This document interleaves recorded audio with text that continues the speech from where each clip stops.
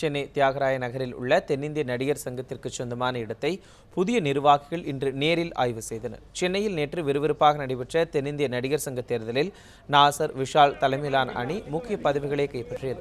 இதனைத் தொடர்ந்து தென்னிந்திய நடிகர் சங்கத்தின் புதிய நிர்வாகிகளாக தேர்வு செய்யப்பட்ட நாசர், விஷால் தலைமையிலான அணியினர் சென்னை டி நகரில் உள்ள நடிகர் சங்கத்திற்கு சொந்தமான இடத்தில் இன்று ஆய்வு நடத்தினர். அப்போது செய்தியாளர்களிடம் பேசிய நடிகர் சங்கத்தின் புதிய தலைவர் நாசர், தேர்தலின் போது அளித்த வாக்குறுதிகள் அனைத்தும் நிறைவேற்றப்படும் என தெரிவித்தார். மேலும் நாடக நடிகர்களின் பட்டியலை தயாரிக்கும் பணி விரைவில் தொடங்கும் என்றும் அவர் குறிப்பிட்டார்.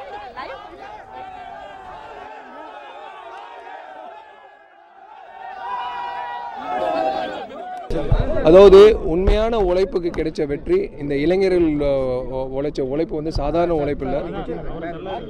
அந்த இளைஞர்கள் அத்தனை இளைஞர்கள் ஒன்று சேர்ந்து இந்த இடத்த மீட்டணும்னு ஆசைப்பட்டாங்க, ஒரு நல்ல விஷயம் பண்ணணும்னு ஆசைப்பட்டாங்க, செஞ்சாங்க. கொண்டு வர்றது, அவங்களுக்கான மெடிக்கல் கவர் கொண்டு வர்றது, இப்படி நிறைய இருக்குது. நாடக கலைஞர்களுக்கு தேவையான அவங்களோட ஆர்ட்டை இம்ப்ரூவ் பண்ணுறதுக்கான விஷயங்கள் நிறையா இருக்குது. எதுக்காக நாங்கள்லாம் ஒன்று சேர்ந்தோம்னா, இந்த முகவரியை திரும்ப நடிகர் சங்கத்துடைய முகவரியாக அமைச்சுக்கத்தான். இங்கிருந்து எங்களுடைய பணியை நாங்கள் ஆரம்பிக்கலான் இருக்கோம்.